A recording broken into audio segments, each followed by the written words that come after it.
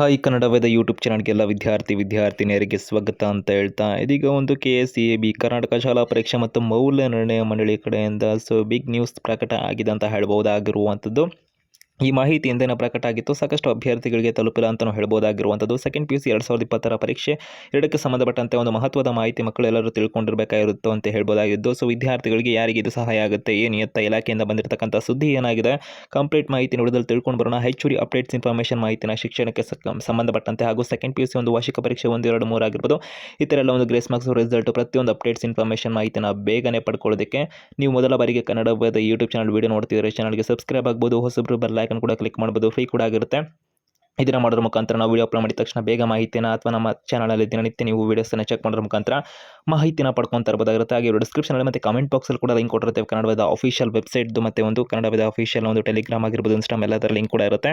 ವಿದ್ಯಾರ್ಥಿಗಳಿಗೆ ಕನ್ನಡದ ಅಫಿಷಿಯಲ್ ವೆಬ್ಸೈಟಲ್ಲಿ ಕ್ವಿಕ್ ಮಾಹಿತಿಗಳು ಆರ್ಟಿಕಲ್ ಮುಖಾಂತರ ವೀಕ್ಷಣೆ ಮಾಡಬಹುದಾಗಿರುತ್ತೆ. ವಿದ್ಯಾರ್ಥಿಗಳಿಗೆ ಇಲಾಖೆ ಕಡೆಯಿಂದ ಬಿಡುಗಡೆ ಮಾಡಿರ್ತಕ್ಕಂಥ ಒಂದು ಮಾಡೆಲ್ ಕ್ವಶನ್ ಪೇಪರ್ ಆಗಿರ್ಬೋದು, ಬ್ಲೂ ಪ್ರಿಂಟ್ ಆಗಿರ್ಬೋದು, ಈ ಥರ ಒಂದು ಅತಿ ಹೆಚ್ಚು ಅಂಕ ಗಳಿಸಿರ್ತಕ್ಕಂಥ ವಿದ್ಯಾರ್ಥಿನಿಯರ ಉತ್ತರ ಪತ್ರಿಕೆ ಎಲ್ಲ ಕನ್ನಡದ ಅಫಿಷಿಯಲ್ ವೆಬ್ಸೈಟಲ್ಲಿ ಅಪ್ಲೋಡ್ ಆಗಿರುತ್ತೆ. ವೀಕ್ಷಣೆ ಮಾಡಬಹುದಾಗುತ್ತೆ, ಡೌನ್ಲೋಡ್ ಕೂಡ ಮಾಡ್ಕೋಬೋದಾಗಿರುತ್ತೆ. ಯಾವ ಥರ ಡೌನ್ಲೋಡ್ ಮಾಡೋದು ಅಂತಲೂ ಕೂಡ ತಿಳಿಸಿದೀವಿ ಅಂತ ಹೇಳ್ತಾ ಇದೀಗ ಮಾಹಿತಿನ ತಿಳ್ಕೊಂಡು ಬರೋದಾದ್ರೆ, ಸೆಕೆಂಡ್ PUC ವಾರ್ಷಿಕ ಪರೀಕ್ಷೆ 2026 ಒಂದು ಸಂಬಂಧಪಟ್ಟಂತೆ ಇಲಾಖೆ ಕಡೆಯಿಂದ ಬಿಡುಗಡೆ ಆಗಿರ್ತಕ್ಕಂಥ ಮಾಹಿತಿ ಏನು ಅಂತ ಹೇಳಿದ್ರೆ, ಸಾಮಾನ್ಯವಾಗಿ ಕರ್ನಾಟಕ ಶಾಲಾ ಪರೀಕ್ಷೆ ಮತ್ತು ಮೌಲ್ಯ ನಿರ್ಣಯ ಮಂಡಳಿ ಕಡೆಯಿಂದ ಕಳೆದ ವರ್ಷಗಳಿಂದನೂ ಕೂಡ ವಾರ್ಷಿಕವಾಗಿ 3 ಪರೀಕ್ಷೆಗಳನ್ನು ಮಾಡ್ತೀವಿ ಅಂತ ಮಾಹಿತಿನ ಕೊಟ್ಟಿದ್ರು. ಆ ಪ್ರಕಾರದಲ್ಲಿ ಈ ವರ್ಷನೂ ಕೂಡ ವಾರ್ಷಿಕವಾಗಿ 3 ಪರೀಕ್ಷೆ ಇರುತ್ತೆ ಅಂತ ಹೇಳ್ಬೋದಾಗಿರುವಂಥದ್ದು. ಕೆಲವೊಂದು ಸುದ್ದಿಗಳು ಹಾಗೆ ಹೀಗೆ ಅಂತೆಲ್ಲ ಆಗ್ತಾ ಇತ್ತು, 3ನೇ ಪರೀಕ್ಷೆ ಇರೋದಿಲ್ವಾ ಹಾಗೆ ಹೀಗೆ ಅಂತೆಲ್ಲ, ಅದ್ರ ಬಗ್ಗೆ ನಾವು ಕೂಡ ಕ್ಲಾರಿಟಿನ ಕೊಡೋರ ಮುಖಾಂತರದಲ್ಲಿ ವಿಡಿಯೋ ಕೂಡ ಮಾಡಿದ್ವಿ. ಅದನ್ನು ಕೂಡ ವೀಕ್ಷಣೆ ಮಾಡಬಹುದಾಗಿರುತ್ತೆ ವಿಡಿಯೋದ ಕೊನೆಯಲ್ಲಿ, ಅಥವಾ ಕನ್ನಡದ ಯೂಟ್ಯೂಬ್ ಚಾನಲ್ ಕೂಡ ಇರುತ್ತೆ. ವಿದ್ಯಾರ್ಥಿಗಳಿಗೆ ವಾರ್ಷಿಕವಾಗಿ 3 ಪರೀಕ್ಷೆ ಅಂತಕ್ಕಂಥದ್ದು ಎಂದಿನಂತೆ ಕಂಟಿನ್ಯೂ ಆಗ್ತಿದೆ. ಮೊದಲ ಒಂದು ಮಾಹಿತಿ ಅಂತ ಆಯ್ತು ಇದು. ನಂತರದಲ್ಲಿ ಪ್ರಮುಖವಾಗಿ ತಿಳ್ಕೊಳ್ಳೋದರೆ, ವಿದ್ಯಾರ್ಥಿಗಳಿಗೆ ಇಲಾಖೆ ಕಡೆಯಿಂದ ಬಂದಿರತಕ್ಕಂಥ ಪ್ರಮುಖ ಮಹತ್ವದ ಸುದ್ದಿ ಏನಾಗಿದೆ ಅಂತ ಹೇಳಿದ್ರೆ, ಸಾಮಾನ್ಯವಾಗಿ ವಿದ್ಯಾರ್ಥಿಗಳು ವಾರ್ಷಿಕ ಪರೀಕ್ಷೆ ಒಂದೇನು ಬರ್ತಿರಲ್ಲ, ಈಗ ಫೆಬ್ರವರಿ ತಿಂಗಳ 28ರಿಂದ ಮಾರ್ಚ್ ತಿಂಗಳ 17ನೇ ತಾರೀಕಿನ ತನಕ. ಈ ವಿದ್ಯಾರ್ಥಿಗಳಲ್ಲಿ ಕೆಲವರಿಗೆ ಒಂದು ಆತಂಕ ಭಯ ಇರಬಹುದಾಗಿರುತ್ತೆ, ಅಥವಾ ಇನ್ನು ಕೆಲವೊಂದು ಅಭ್ಯರ್ಥಿಗಳಲ್ಲಿ ಗೊಂದಲ ಇರಬಹುದಾಗಿರುತ್ತೆ. ಅಂದರೆ ಇನ್ನು ಒಂದು ವಿದ್ಯಾರ್ಥಿ ಏನಂತಂದರೆ, ಒಂದು ಪಾಸಿಂಗ್ ಮಾರ್ಕ್ಸ್ ಹತ್ತಿರ ಬರ್ತೀವಿ ಅಥವಾ ಫೇಲ್ ಆಗ್ತೀವಿ ಅಂತಕ್ಕಂಥ ಗೊಂದಲ ಇರತಕ್ಕಂಥ ಮಕ್ಕಳು, ಅಥವಾ ಫೇಲ್ ಆದಂಥ ಸಂದರ್ಭದಲ್ಲಿ ಅಥವಾ ನಾಟ್ ಕಂಪ್ಲೀಟೆಡ್ ಅಂತ ಬಂದಿರುತ್ತೆ ನಿಮ್ಮ ರಿಸಲ್ಟ್ನಲ್ಲಿ, ಅಂಥ ಮಕ್ಕಳು ಎಕ್ಸಾಮ್ 2ನ ಬರೆಯೋದಕ್ಕೆ ಸಂಬಂಧಪಟ್ಟಂತೆ ಆಗಿರ್ಬೋದು. ಈ ಥರ ಅಭ್ಯರ್ಥಿಗಳು ಇರ್ತಿರಲ್ಲ, ಇವಾಗ ಮಾರ್ಕ್ಸನ್ನು ಇನ್ಕ್ರೀಸ್ ಮಾಡ್ಕೋಬೇಕು, ನನಗೆ ಒಂದು ಮಾರ್ಕ್ಸ್ ಬಂದಿದೆ, ಇವಾಗ ಎಕ್ಸಾಂಪಲ್ ಅಭ್ಯರ್ಥಿಗಳಿಗೆ 55 ಮಾರ್ಕ್ಸ್ 60 ಮಾರ್ಕ್ಸ್ ಏನೋ ನಿಂತ್ಕೊಬಿಡ್ತೀವಿ ಯಾವುದೋ ಒಂದು ಸಬ್ಜೆಕ್ಟ್ಸ್ಗಳಲ್ಲಿ, ಅಥವಾ ಇನ್ನೂ ಮಾರ್ಕ್ಸ್ ಇನ್ಕ್ರೀಸ್ ಮಾಡ್ಕೋಬೇಕು, ಅಥವಾ ಎಷ್ಟೇ ಮಾರ್ಕ್ಸ್ ಬಂದರೂ ಕೂಡ ನೀವು ಇನ್ಕ್ರೀಸ್ ಮಾಡ್ಕೋಬೇಕಿರುತ್ತೆ. ಅಂದರೆ ಇನ್ಕ್ರೀಸ್ ಅಂದರೆ ಮತ್ತೆ ಪರೀಕ್ಷೆ ಬರೆಯೋದ್ರ ಮುಖಾಂತರ ಅವಕಾಶ ಕೊಟ್ಟಿರೋದಾಗಿರುತ್ತೆ. ಅದಕ್ಕೆ ಸಂಬಂಧಪಟ್ಟಂತೆ ಎಕ್ಸಾಮ್ 2 ಅಥವಾ ಇಂಪ್ರೂವ್ಮೆಂಟ್ ಎಕ್ಸಾಮ್ ಅಂತ ಕೂಡ ಕರೀತಾರೆ, ಅಥವಾ ವಾರ್ಷಿಕ ಪರೀಕ್ಷೆ 2 ಅಂತ ಹೇಳ್ಬೋದು.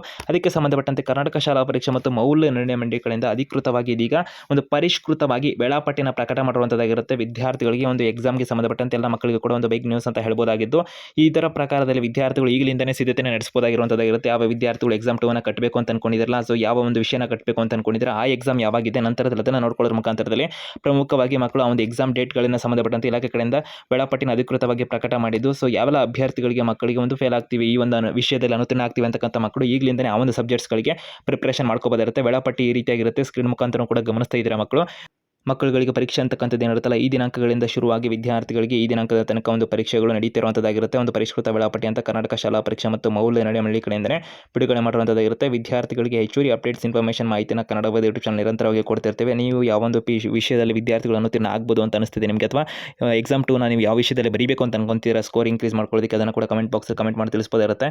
ನಿರಂತರ ಅಪ್ಡೇಟ್ಸ್ ಇನ್ಫಾರ್ಮೇಷನ್ ಕನ್ನಡದ ಯೂಟ್ಯೂಬ್ ಚಾನಲ್ ಸಿಗ್ತಾ ಇರುತ್ತೆ. ಅಭ್ಯರ್ಥಿಗಳು ಆದಷ್ಟು ನಿಮ್ಮ ಸ್ನೇಹಿತರಿಗೆ ಎಕ್ಸಾಮ್ 2ನ ಬರೀಬೇಕು ಅಂತ ಅನ್ಕೊಳ್ಳೋಂಥ ಎಲ್ಲ ನಿಮ್ಮ ಸ್ನೇಹಿತರಿಗೆ ಫ್ರೆಂಡ್ಸ್ ಗ್ರೂಪ್ಗಳಿಗೆ ವಿಡಿಯೋನ ಶೇರ್ ಮಾಡಿ ಮಾಹಿತಿನ ತಲುಪಿಸಿ.